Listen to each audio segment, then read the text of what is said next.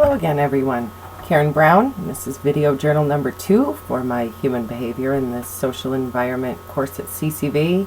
Today I'm going to talk about what factors put individuals at risk when making the transition to adulthood and some effective social work interventions when working with young adults during this transition.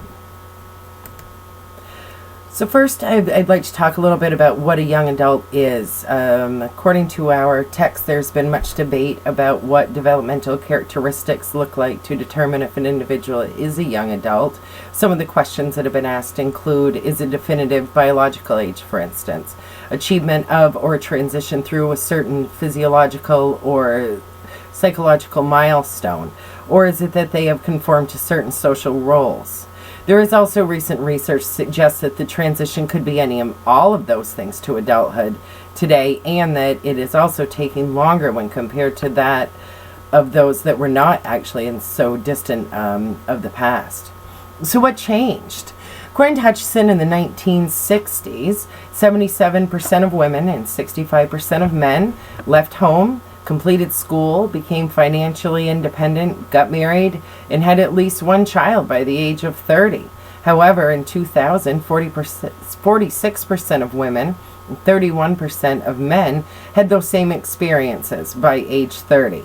Period after high school and well into the 20s has become a time of semi-autonomy, meaning that they're acting independently to some degree, during which youth typically remain dependent on their parents longer now, and in many ways, not only financially, but also for help ranging from a place to live to extended child care.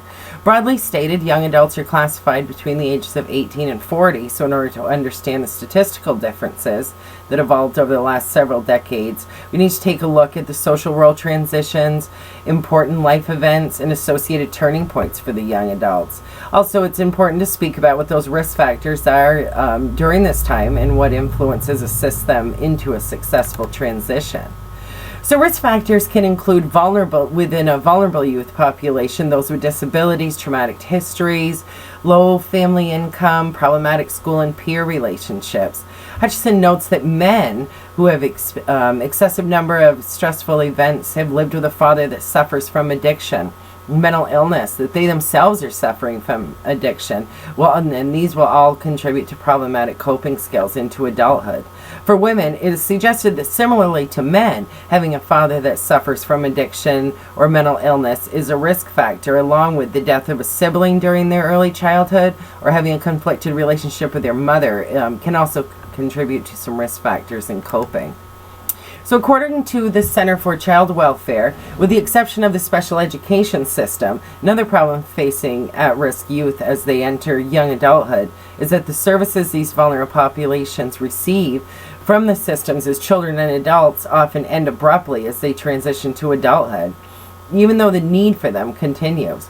Youth must leave systems tailored for clients their age, and if they are eligible for further systems at all, or services, they enter adult systems that are not equipped to address their needs. Considering that the experiences of an individual are up to their transition to young adulthood have significant and long-term impacts, here are a few additional system-related risk factors that I have identified.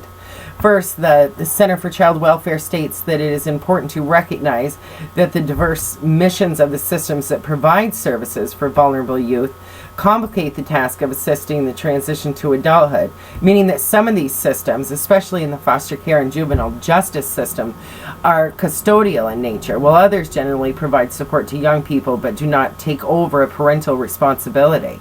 The foster care and juvenile justice systems are held legally accountable for overall safety and well-being of the youth in their care, though they often rely on other systems for assistance in carrying out those roles. So, although the juvenile adult justice system are responsible for meeting the needs of the populations they serve, they are also expected to play a role in ensuring public safety. The different missions of these systems are not necessarily in conflict with each other, but their independent goals can get in the way of close collaboration with the client that you're working with. Furthermore, often their families are unwilling or unable to provide the support their children need during this transition: funding for college, childcare that permits work or schooling for young parents, a place to live when times are hard. Some young adults face barriers that are caused by their limited capacities and difficulty acquiring skills. Something as simple as day-to-day tasks of achieving financial and residential independence can be really disturbing to them because of a physical disability, a chronic illness, or even a mental illness. Another risk factor is that any type of involvement with criminal justice or the foster care system can make young adults' problems even worse due to the social stigma that is attached to it, therefore making their success a greater struggle. But knowing all of these, what are some effective social work interventions to consider when working with young adults during this transition? First, it is important to be aware and pay close attention to these vulnerable populations, as a transition to adulthood can pose an even greater challenge for them than other youth that are transitioning at the same time period or age biologically. Remembering that they have additional tasks that they must accomplish during this time in comparison to that same young adult that may have come from a secure home and in a protective environment. Taking on these extra burdens make it much more difficult to get a college education or develop even a strong romantic relationship that may lead to marriage and a family of their own down the road. During this transition, adolescents would benefit from assuming responsibility gradually while receiving continued guidance from a social worker. Guidance being the key element through a structured and appropriate framework that allows young adults to feel that they have control over themselves and their choices. Another effective social work intervention would be to know who your consumer is enough to recognize programs that address their specific developmental needs, and to address all the youth variables as to the seriousness and type of problem or need. Stereotyping can and does happen, and a social worker needs to take the time to know where they stand themselves in order to be helpful. Found an example that brought light to this idea of stereotyping behavior and getting to know who you are as a social worker when dealing with young people. According to futureofourchildren.org, a family standing in the community and whether it has the resources to purchase private counseling, for example, may influence whether a school principal decides to allow a family to address its child's misbehavior or to turn the matter over to the police or social services.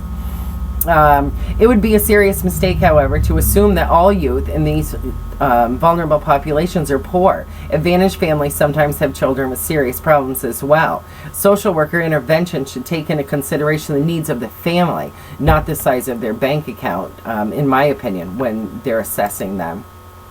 So, information provided by childtrends.org furthermore stated that mentoring and case management are two related program strategies that are associated with positive education and career outcomes when dealing with transitional young adults.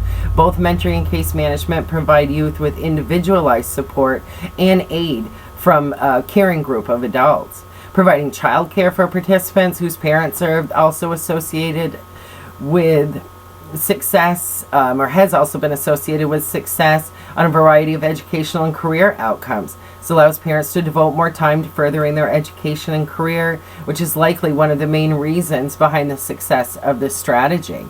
Staying on this educational tone, educationally speaking, success was associated with long-term implementation periods and providing youth with opportunities to take academic coursework that was relevant to their vocational goals. As young adults are perhaps more likely to take an interest in school when they are provided with opportunities to learn about subject matter that interests them. So in closing, I'm going to quote Hutchison in stating that the most important thing a social worker can do with working with at-risk young adults is to take the time to become familiar with the unique pathways that each individual has traveled to reach the adulthood, and to develop a plan that meets them where they are at and appropriately guides them in the direction that they want to go. Thank you.